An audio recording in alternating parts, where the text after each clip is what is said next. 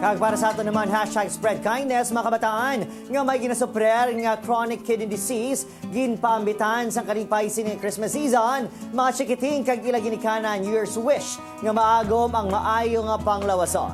Yari nga itong gitutukan.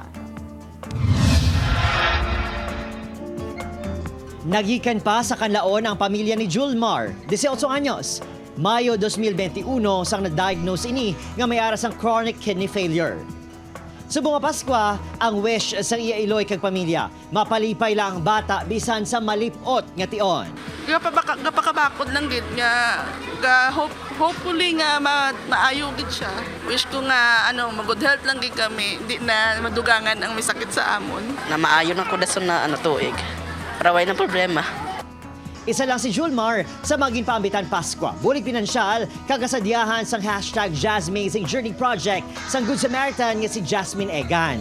Gintipon sining magkaangin ni Julmar sa isang Christmas party. Kabahin man sa programa ang 15 anyos sa si Nathalie sang tinampaan Cadiz City. Ang wish ko lang maayos Yang subang ko, amo man iya sakit, wala na agapan tungod sa pigado.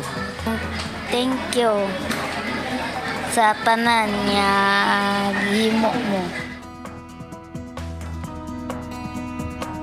Agud makadugang pa sa suporta sa kabataan sa Pebrero, isa ka concert ang hiwaton.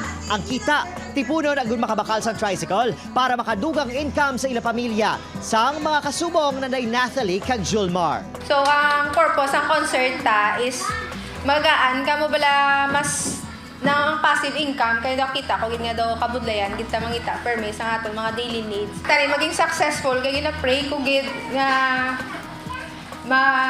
healthy kamo that time. Adrian Prietos para sa GMA Regional TV Early Edition.